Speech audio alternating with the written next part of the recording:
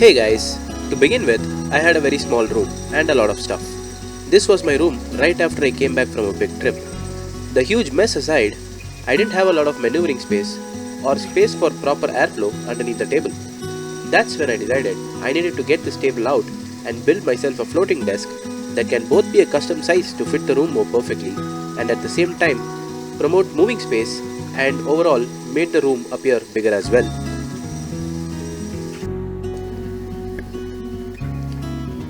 In terms of measurements, first I needed to know how much space I would need for the door to operate freely. So I opened the door completely to mark where it would meet the wall.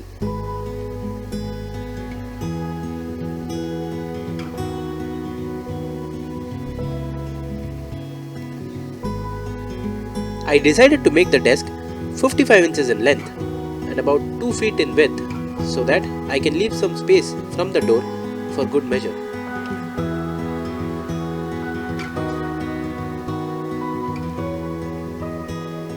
I also measured how high I want the table to be. I decided to have the table a little higher than normal to make sure that I am not always slouching and bending over the desk while working. Next, I went out and got myself a piece of 3/4 inch hardwood plywood. And as always, I needed to get everything inspected by the quality inspector.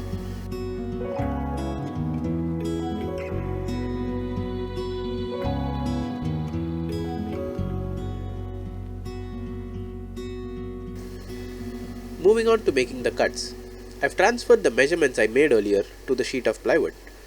Now using the straight edge and a saw, I'll be making two cuts, one breadthwise and the other one lengthwise, and I'll just be left with the slab that's roughly the size I wanted it to be. The reason I'm using a jigsaw to make the cut is because it works brilliantly for indoor situations. Since it's not as powerful nor as big as a circular saw, it helps you work in small spaces with perfect control. And also, it reduces the amount of sawdust that gets created. I got my sister to help me hold the wood steady while I made this cut.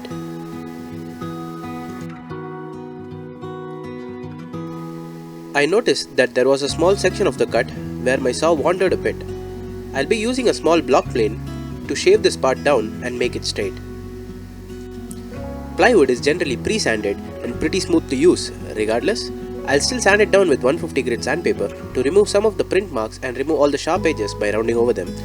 Next, this is all the hardware that I'll be using to mount the table to the wall. I got them in a metal color and so I used some spray paint to turn them black, which matched the theme overall for my build. These are super heavy duty 12 inch by 10 inch L brackets with a 45-degree bracing in between them that gives them amazing load bearing capacity. Some bits from the newspaper I used as a surface to paint these on got stuck to them, but it's not a problem as these surfaces will be hidden by the wall and the desk on both sides. I'll be using 4 of these brackets across these locations and then I'll screw the desk on top of it to get that floating effect. This is what I'll be using for finishing the top of the desk. It's a wrap that I got off Amazon and it looks like white wooden planks arranged next to each other. Unfortunately, I was not able to capture the footage of applying the wrap to the desk as I had to step away in between. But it's a fairly straightforward process. Just make sure you have a hairdryer or a heat gun handy and it will make a world of difference to smoothen out any wrinkles or bubbles that may form during the application process.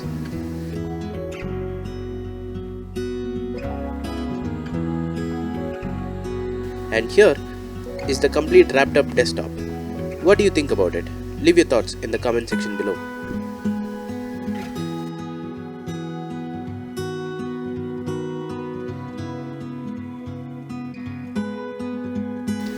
This is how the underside of the desk looked. I decided to leave this part unwrapped because I didn't want too many overlapping layers and also because it's going to be hidden. I just wanted to show you guys a quick tip to avoid accidentally nicking these edges. Just apply a band of carpenter's tape to secure these edges firmly so that they don't get peeled off over time. Next, we move on to the installation part. Here, I'll just have a quick time lapse of installing 2 of these 4 brackets just to give you an idea of how to go about installing hardware like these.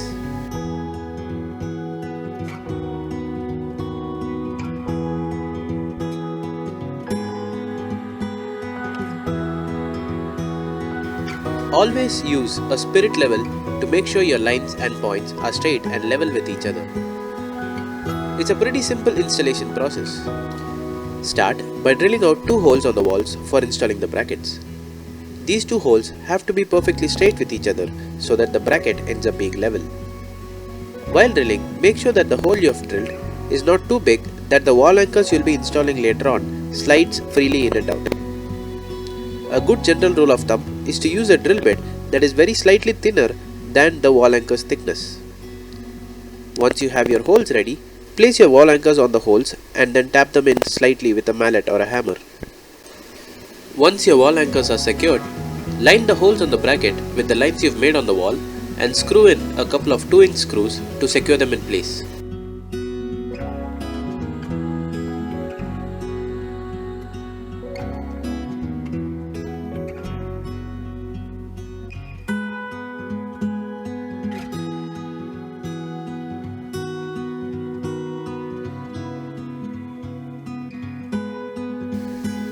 Now that all 4 of the brackets have been installed, it's time to install the tabletop as well.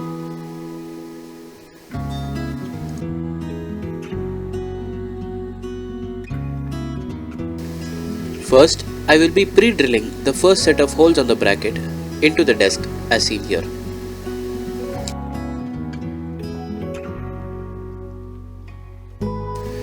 The holes in the back of the bracket will be harder to reach from this position, so I just mark them with a Sharpie and then lift the tabletop up to pre-drill those holes as well.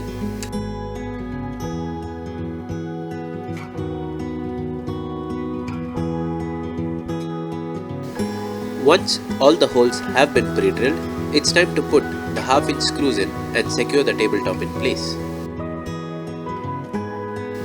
Let's just check the desk for level and we are good to go.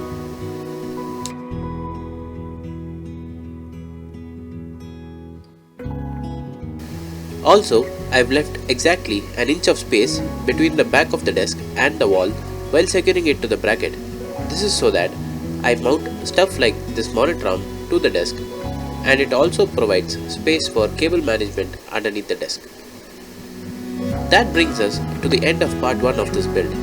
In the next part, I'll be showing you how I set up my work desk with all my tech and make a few additions to the table as well. Please like, comment and share this video and subscribe to my channel to make sure you don't miss that video. It's going to be amazing. Until then, stay safe, stay healthy and keep building.